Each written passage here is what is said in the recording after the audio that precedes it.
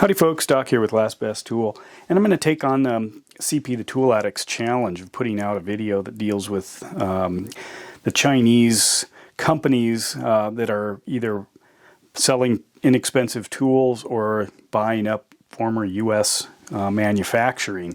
CP was actually interested in what the movement of SK tools into a Chinese kind of conglomerate multinational company, as far as I understand it. And SK has been kind of a stalwart USA-made tool company, and it turns out it's not an unusual thing that many tool companies have been gobbled up, and there are very few full USA-made tools still out there. And in fact, even the USA-made tools, people start wondering, well, where did you source the materials that are in those tools, the aluminum, the steel, and even the individual components in the steel, the chromium, iron, etc.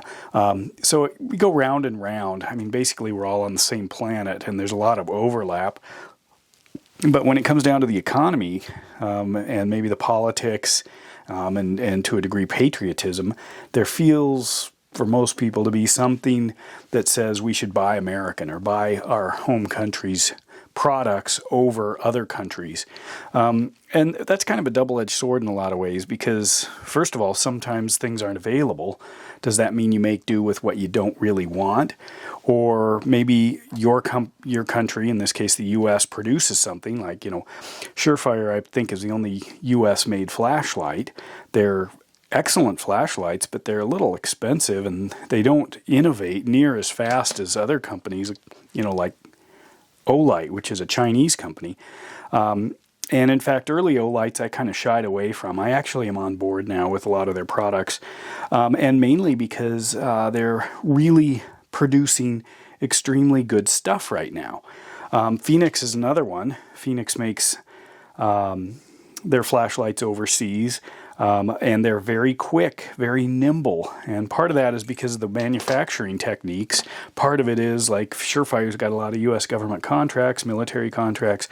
In some ways, it's kind of like NASA. It might be the most amazing thing in the world, except it's behind the times, because in order to make something this good and this well tested, it takes a long time, and obviously things have marched forward in terms of LED power or design. This sometimes Surefire goes out on a limb. These were like $450 or something like that. It's a beautifully machined aluminum rechargeable wrist, basically a wrist light. It was an attempt to, be able to wear a light while you're operating something. It works. It's neat. They've cheapened it up, made it out of plastic now. I'm not sure where it's made. They've gone into their key fob designs, like this Sidekick here. They're great designs, but quite limited. I'm going to actually do a video on some of these kinds of designs, the small flashlights. But back to China. The way I like to look at it, there are sort of three lenses I can view this. Like, if I see products I'm interested in, and I'm get into kind of the idea of where it's made. First of all, it seems to be China versus everywhere else. I mean, I love Falkniven knives. Lots of people do. Falkniven knives are made in Sweden. However, the blade steel is actually forged in Japan.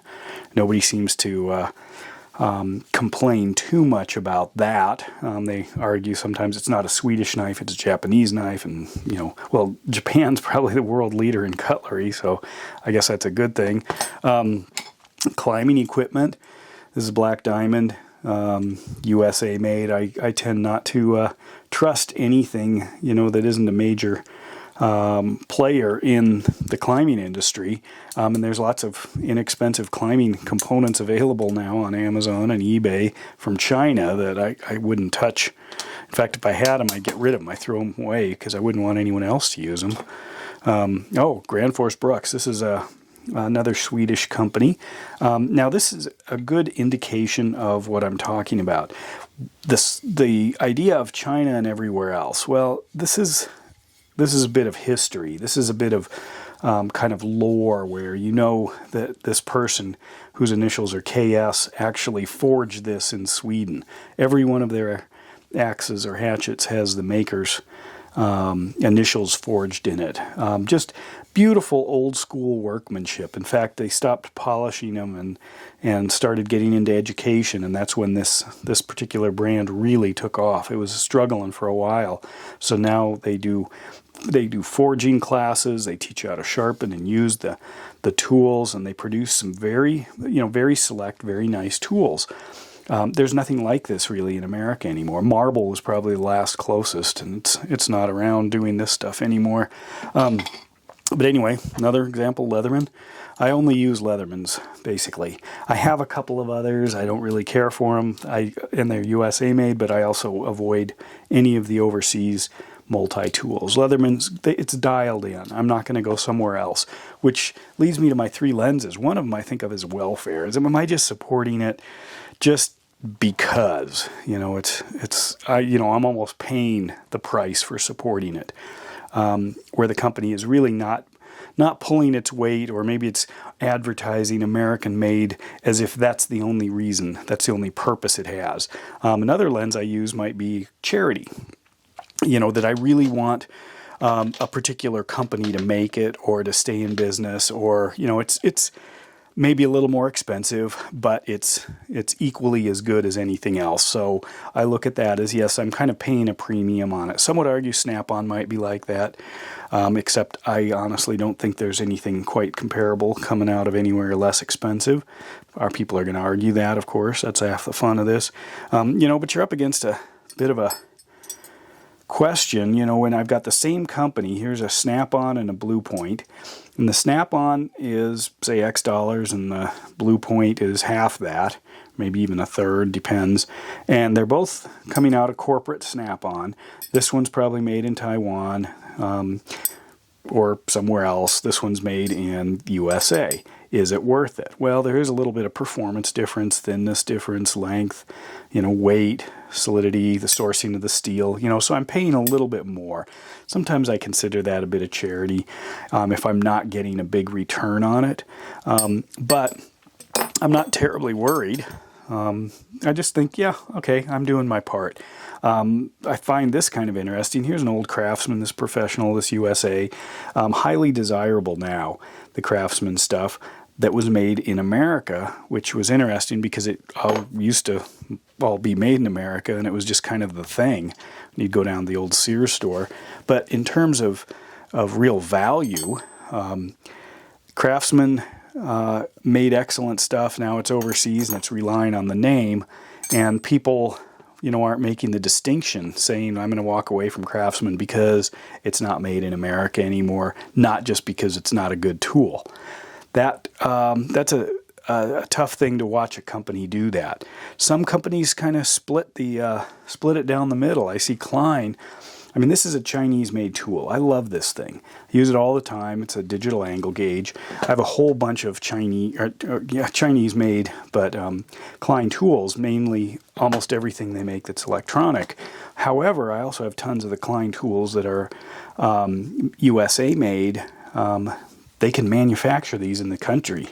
This is where their R&D and designs and patents are for this stuff. They don't have the infrastructure to make the electronics. In fact, I don't know if anyone really does anymore. If not, they're getting their parts sourced from China, so there's almost no way out of it.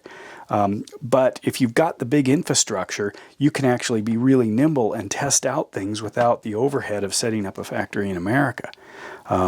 Some companies like Estwing, like this one, USA made, produce a hammer like this. It's about a $10 hammer, I think, this rubber mallet, non-marring. And this particular one is about twice as expensive as a cheap knockoff, and maybe 5 times as expensive as the absolute cheapest. In other words, it's $10 versus $5 versus $2. Well, this is where I would look at it as I'm going to pay a little extra, not a lot, but I am going to get the American-made one, and call it good. The last lens I consider as value added, and that's when you actually get more.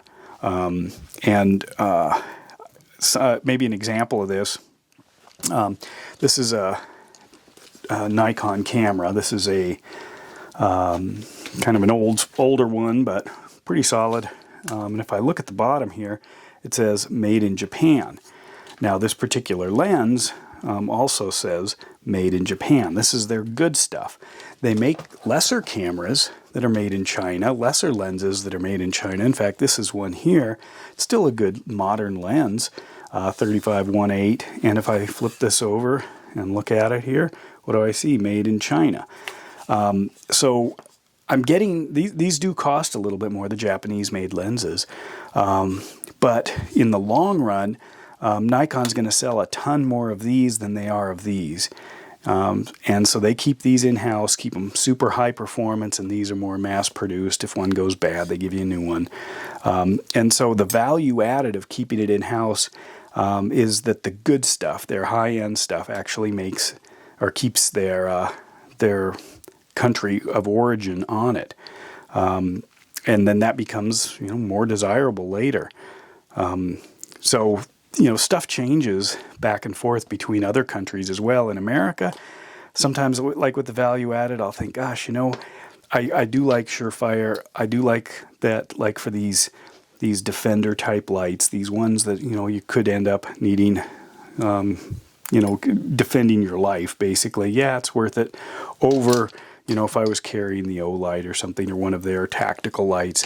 I don't mind the Surefire. It costs a little more. And in fact, these are getting plenty pricey, so they're catching up, but that's worth it to me. Here's another example.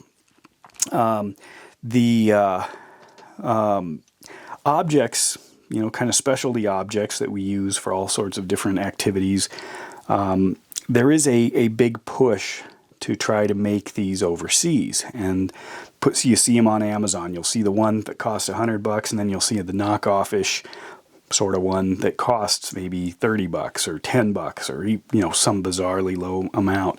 I was at a trade show, used to do more of the big kind of conference circuit stuff, see what was going on, but I was at a trade show that was selling stuff or showing stuff. It wasn't selling. It was for commercial retailers and the press, etc. But anyway, stuff like this was at one of the booths, and I remember watching a group of men, Asian men, I assume from China, who walked up kind of in a group and started looking at the different items that the companies were offering. And you can see this one, it's got an American flag on it, made in USA.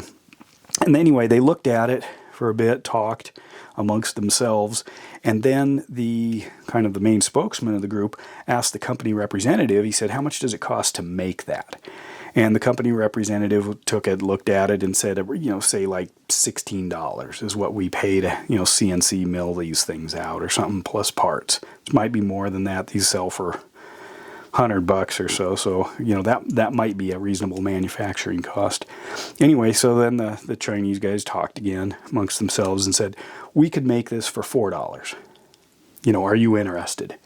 And, they handed their card over to the company guy and said, this is what we can do for you. We will manufacture these $4 a piece. So all of a sudden you've got the same object essentially made overseas now for 1/4 the cost. And now think if you're running a company, what that feels like.